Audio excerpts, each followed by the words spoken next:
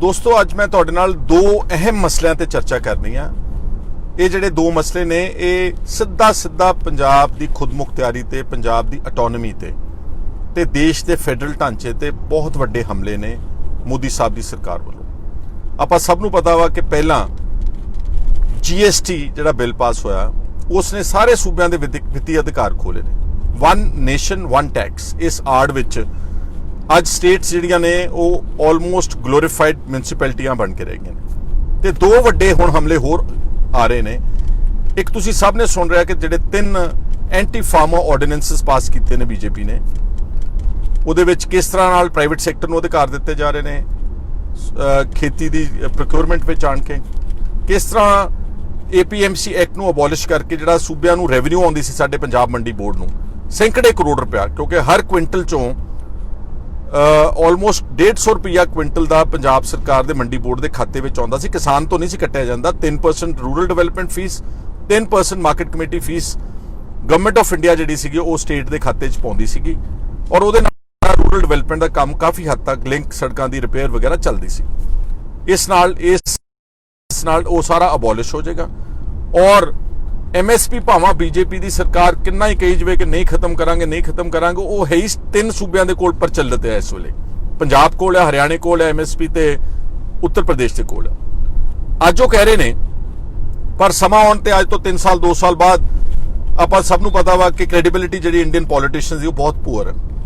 ਜਿਹੜਾ ਦੇਸ਼ ਇੱਕ ਨੈਸ਼ਨਲ ਕਮਿਟਮੈਂਟ ਜਿਹੜੀ ਕੀਤੀ ਸੀ ਜੰਮੂ ਕਸ਼ਮੀਰ ਦੇ ਨਾਲ, ਉਹ ਸਟੇਟ ਨੂੰ ਤੋੜ ਕੇ 2 ਟੋਟੇ ਕਰਕੇ ਉਹਦੀ ਯੂਨੀਅਨ ਟੈਰੀਟਰੀਜ਼ ਬਣਾ ਸਕਦੀ ਹੈ ਤੇ ਉਹ MSP ਖੋਣ ਲੱਗੇ ਤਾਂ 5 ਮਿੰਟ ਵੀ ਨਹੀਂ ਲਾਉਣਗੇ।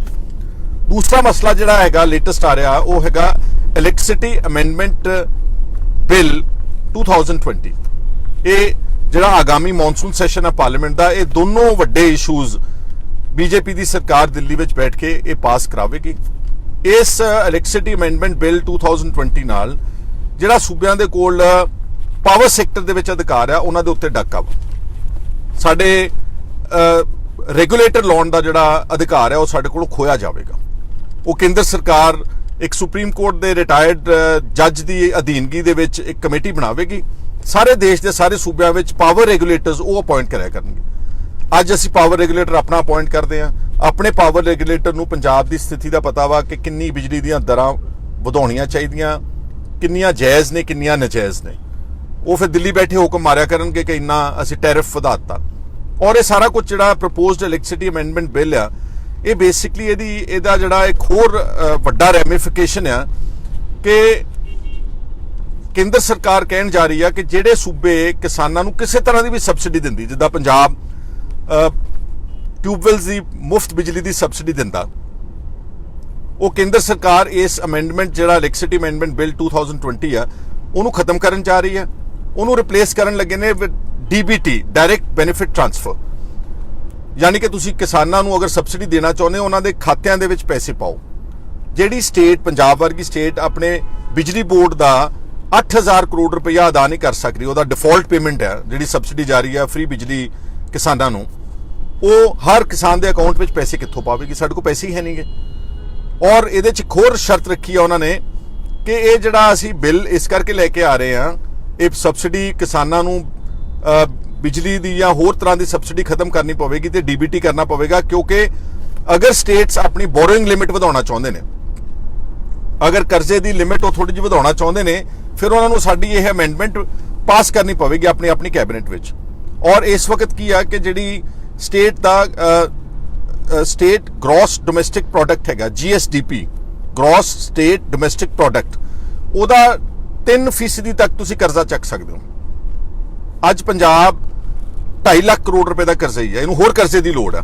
ਤਾਂ ਉਹਨਾਂ ਨੇ ਕਿਹਾ ਜੇ ਤੁਸੀਂ ਕਰਜ਼ਾ ਹੋਰ 3 ਤੋਂ ਵਧਾ ਕੇ 5% ਇਹ ਲਿਮਿਟ ਕਰਨਾ ਚਾਹੁੰਦੇ ਹੋ GSDP ਦੀ, ਤੁਹਾਨੂੰ ਇਹ ਸਾਡੀਆਂ ਸ਼ਰਤਾਂ ਪ੍ਰਵਾਨ ਕਰਨੀਆਂ ਪੈਣੀਆਂ, ਕੈਬਨਿਟ ਵਿੱਚ ਪਾਸ ਕਰਨੀਆਂ ਪੈਣੀਆਂ, ਸੂਬਿਆਂ ਨੂੰ ਆਪਣੀ ਵਿਧਾਨ ਸਭਾ ਦੇ ਵਿੱਚ ਪਾਸ ਕਰਨੀਆਂ ਪੈਣਗੀਆਂ। ਔਰ ਅਫਸੋਸ ਦੀ ਗੱਲ ਆ ਕਿ ਕੈਪਟਨ ਸਾਹਿਬ ਨੇ ਇੱਕ ਵਾਰ ਘਬਰਾ ਕੇ ਇਹ ਜਿਹੜਾ ਇਲੈਕਟ੍ਰਿਸਿਟੀ ਅਮੈਂਡਮੈਂਟ ਪ੍ਰਪੋਜ਼ਡ ਬਿੱਲ ਹੈ 2020 ਇਹਨੂੰ ਆਪਣੀ ਕੈਬਨਿਟ 'ਚ ਪਾਸ ਕਰ ਚੁੱਕੇ ਨੇ। ਤੁਹਾਨੂੰ ਯਾਦ ਹੈ ਕਿ ਉਹਨਾਂ ਨੇ ਆਪਣੀ ਕੈਬਨਿਟ 'ਚ ਇਸ ਨੂੰ ਪ੍ਰਵਾਨਗੀ ਦਿੱਤੀ ਤੇ ਬਾਅਦ 'ਚ ਬਹੁਤ ਹਾਹਾਕਾਰ ਮਚੀ ਕਿ ਕਿਸਾਨਾਂ ਦੀ ਜਿਹੜੀ ਪਾਵਰ ਸਬਸਿਡੀ ਆ ਬਿੱਲਾਂ ਦੀ, ਇਹ ਜਿਹੜੀ ਮੁਫਤ ਬਿਜਲੀ ਆ, ਇਹਦਾ ਵਿਰੋਧ ਹੋਇਆ, ਕਿਸਾਨ ਜਥੇਬੰਦੀਆਂ ਵੱਲੋਂ ਹੋਇਆ, ਪੋਲੀਟੀਕਲ ਪਾਰਟੀਆਂ ਵੱਲੋਂ ਹੋਇਆ ਤੇ ਕੈਪਟਨ ਸਾਹਿਬ ਨੇ ਆਪਣੇ ਟਵਿੱਟਰ ਅਕਾਊਂਟ ਤੇ ਜਾ ਕੇ ਟਵੀਟ ਕੀਤਾ ਵਾ ਕਿ ਮੈਂ ਯਕੀਨ ਦਿਵਾਉਣਾ ਚਾਹੁੰਦਾ ਪੰਜਾਬ ਦੇ ਕਿਸਾਨਾਂ ਨੂੰ ਕਿ ਤੁਹਾਡੀ ਮੁਫਤ ਬਿਜਲੀ ਜਿਹੜੀ ਟਿਊਬਵੈੱਲ 'ਚ ਖਤਮ ਨਹੀਂ ਕੀਤੀ ਜਾਵੇਗੀ। ਉਹ ਇੱਕ ਟਵਿੱਟਰ ਟਵੀਟ ਹੈ, ਜਦਕਿ ਫੈਸਲਾ ਉਹਨਾਂ ਨੇ ਆਪਣੀ ਕੈਬਨਿਟ ਦੇ ਵਿੱਚ ਉਸ ਨੂੰ ਪ੍ਰਵਾਨਗੀ ਦਿੱਤੀ ਹੋਈ ਹੈ। ਇਸ ਲਈ ਜੇ ਤਾਂ ਪੰਜਾਬ ਦੇ ਹਕੂਕ ਨੂੰ ਵਾਕਈ ਡਿਫੈਂਡ ਕਰਨਾ ਕੈਪਟਨ ਸਾਹਿਬ ਚਾਹੁੰਦੇ ਨੇ, ਔਰ ਮੈਂ ਸਮਝਦਾ ਕਿ ਉਹ ਚਾਹੁੰਦੇ ਨੇ ਕਰਨਾ, ਉਹ ਪਹਿਲਾਂ ਉਹਨਾਂ ਨੇ ਆਪਣੇ ਪਾਣੀਆਂ ਤੇ ਅੱਛਾ ਸਟੈਂਡ ਲਿਆ, ਉਹਨਾਂ ਦਾ ਇੱਕ ਪੰਜਾਬ ਪੱਖੀ ਰਵੱਈਆ ਸਾਨੂੰ ਨਜ਼ਰ ਆਉਂਦਾ ਵਾ। ਅਗਰ ਵਾਕਈ ਕਰਨਾ ਚਾਹੁੰਦੇ ਤਾਂ ਉਹਨਾਂ ਨੂੰ ਇਮੀਡੀਏਟਲੀ ਇੱਕ ਸਪੈਸ਼ਲ ਸੈਸ਼ਨ ਪੰਜਾਬ ਵਿਧਾਨ ਸਭਾ ਦਾ ਸੱਦਣਾ ਚਾਹੀਦਾ, ਸਿਰਫ 2 ਮੁੱਦਿਆਂ ਦੇ ਉੱਤੇ, ਪ੍ਰੋਪੋਜ਼ਡ ਇਲੈਕਟ੍ਰਿਸਿਟੀ ਅਮੈਂਡਮੈਂਟ ਬਿੱਲ 2020 ਤੇ ਜਿਹੜੇ 3 ordinances anti farmer, anti Punjab ਔਰ ਫੈਡਰਲ ਢਾਂਚੇ ਉੱਤੇ ਵੱਡਾ ਹਮਲਾ ਨੇ ਦੋਨਾਂ ਬਿੱਲਾਂ ਦਾ, ਇਹਨਾਂ ਦੇ ਉੱਤੇ ਵਿਧਾਨ ਸਭਾ ਦਾ ਸੈਸ਼ਨ ਸੱਦ ਕੇ ਇੱਕ ਮਤਾ ਰੱਖਣਾ ਚਾਹੀਦਾ ਪੰਜਾਬ ਵਿਧਾਨ ਸਭਾ। ਨਾਲੇ ਸਾਰੀਆਂ ਪਾਰਟੀਆਂ ਦਾ ਪੱਖ ਪਤਾ ਲੱਗ ਜੂ। ਸ਼੍ਰੋਮਣੀ ਅਕਾਲੀ ਦਲ ਜਿਹੜਾ ਦੋਗਲੀ ਨੀਤੀ ਖੇਡ ਰਿਹਾ ਇਸ ਵਕਤ, ਨਾਲੇ ਦਿੱਲੀ ਬੈਠੇ ਹਰਸਿਮਰਤ ਕੌਰ ਜੀ ਬਾਦਲ ਉਹਨਾਂ ਸਾਰੇ ਆਰਡੀਨੈਂਸਾਂ ਨੂੰ ਸਾਈਨ ਕਰੀ ਜਾਂਦੇ ਨੇ, ਆ ਜਿਹੜਾ ਪ੍ਰੋਪੋਜ਼ਡ ਇਲੈਕਟ੍ਰਿਸਿਟੀ ਅਮੈਂਡਮੈਂਟ ਬਿੱਲ ਹੈ 2020 ਨਾਲੇ ਇਹਨੂੰ ਪ੍ਰਵਾਨਗੀ ਦੇਈ ਜਾਂਦੇ ਨੇ, ਤੇ ਨਾਲੇ ਪੰਜਾਬ ਵਿੱਚ ਅਕਾਲੀ ਦਲ ਇਹਨਾਂ ਗੱਲਾਂ ਦਾ ਵਿਰੋਧ ਕਰੀ ਜਾਂਦਾ ਵਾ। ਇਹ ਡਬਲ ਸਟੈਂਡਰਡਸ ਨੇ ਪੋਲਿਟਿਕਸ ਵਿੱਚ। ਨਾਲੇ ਇਹਨਾਂ ਦਾ ਪਤਾ ਲੱਗ ਜੂਗਾ ਕਿ ਕੀ ਇਹ ਉਹਨਾਂ ਆਰਡੀਨੈਂਸ ਦੇ ਖਿਲਾਫ ਤੇ ਅਮੈਂਡਮੈਂਟ ਬਿੱਲ ਦੇ ਖਿਲਾਫ ਵੋਟ ਪਾਉਂਦੇ ਨੇ। ਜੇ ਐਬਸਟੇਨ ਕਰਦੇ ਨੇ, ਗੈਰ ਹਾਜ਼ਰ ਰਹਿੰਦੇ ਨੇ, ਤਾਂ ਵੀ ਚੋਰ ਨੇ, ਤੇ ਜੇ ਉਸ ਜੇ ਮਤੇ ਦਾ ਵਿਰੋਧ ਕਰਦੇ ਨੇ ਤੇ ਤਾਂ ਵੀ ਇਹਦਾ ਮਤਲਬ ਉਹਨਾਂ ਦਾ ਚਿਹਰਾ ਪਰਦਾ ਫਾਸ਼ ਹੋਵੇਗਾ। ਇਹ ਬਹੁਤ ਲਾਜ਼ਮੀ ਆ।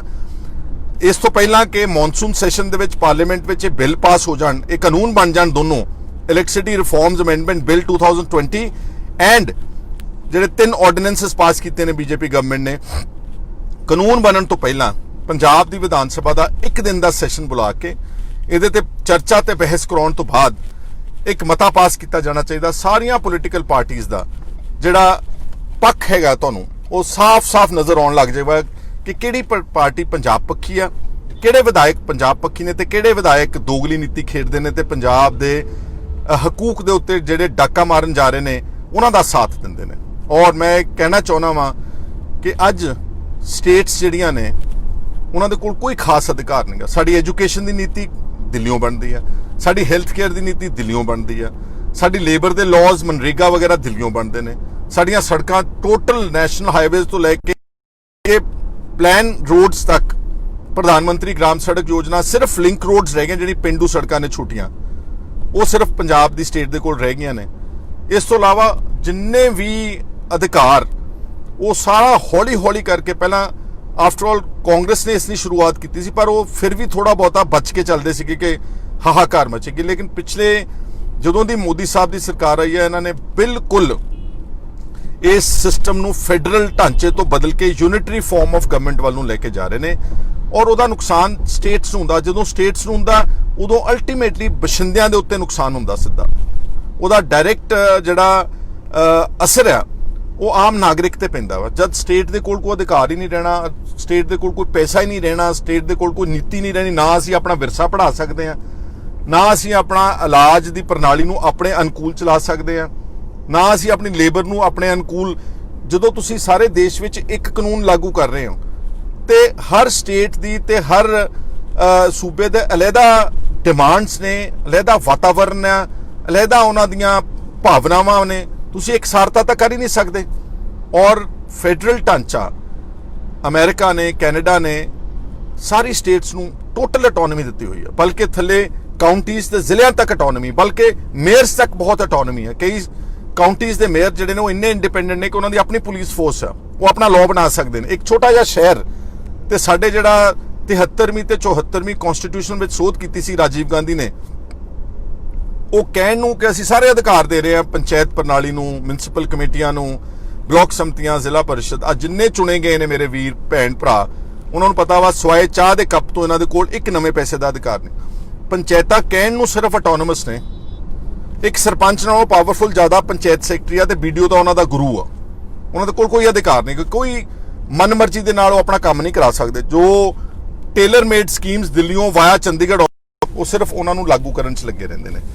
ਇਸ ਲਈ ਮੇਰੇ ਵੀਰੋ ਭੈਣੋ ਤੇ ਸਤਿਕਾਰਯੋਗ ਪੰਜਾਬ ਦੇ ਜਿੰਨੇ ਵੀ ਚਿੰਤਿਤ ਲੋਕ ਨੇ, ਤੁਹਾਨੂੰ ਸਭ ਨੂੰ ਪ੍ਰੈਸ਼ਰ ਪਾਉਣਾ ਚਾਹੀਦਾ। ਔਰ ਕੈਪਟਨ ਸਾਹਿਬ ਨੂੰ ਮੇਰੀ ਰਿਕੁਐਸਟ ਹੈ ਕਿ ਇਹ ਇੰਪੋਰਟੈਂਟ ਇਸ਼ੂਜ਼ ਨੇ, ਇਹਦੇ ਤੇ ਤੁਹਾਨੂੰ ਇੱਕ ਸੈਸ਼ਨ ਬੁਲਾ ਕੇ ਤੇ ਇਹਨਾਂ ਗੱਲਾਂ ਦਾ ਵਿਰੋਧ ਕਰਨਾ ਚਾਹੀਦਾ, ਤਾਂ ਕਿ ਸਾਡੇ ਸਟੇਟ ਦੇ ਅਧਿਕਾਰ ਬਚੇ ਰਹਿਣ, ਸਾਡੀ ਆਇਡੈਂਟੀਟੀ ਬਚੀ ਰਵੇ। Punjab is not a normal state. It is unlike the rest of the states of the country. It has a separate identity. It has a separate. It is separate political issues, separate social and religious issues. These need to be defended very, very strongly. उम्मीद करदा कि तुसीं सारे ਜਿਹੜੇ ਇਸ ਨੂੰ ਠੀਕ ਸਮਝਦੇ ਹੋ ਸ਼ੇਅਰ ਵੀ ਕਰੋਗੇ ਔਰ ਕਮੈਂਟ ਕ੍ਰਿਟਿਸਿਜ਼ਮ ਜ਼ਰੂਰ ਕਰੋ, ਅੱਛੇ ਸ਼ਬਦਾਂ ਵਿੱਚ ਕਰੋ ਤਾਂ ਕਿ ਅੱਛੇ ਸ਼ਬਦਾਂ 'ਚ ਅਸੀਂ ਜਵਾਬ ਦੇ ਸਕੀਏ। ਜਿਹੜੇ ਬਹੁਤ ਗਾਲੀ ਗਲੋਚ ਕਰਦੇ ਆ ਉਹ ਸਮਝ ਲਓ ਕਿ ਤੁਸੀਂ ਆਪਣੀਆਂ ਮਾਵਾਂ ਭੈਣਾਂ ਨੂੰ ਆਪ ਹੀ ਗਾਲਾਂ ਕੱਢ ਰਹੇ ਹੋ। ਧੰਨਵਾਦ। ਸੁਖਪਾਲ ਸਿੰਘ ਹੈ।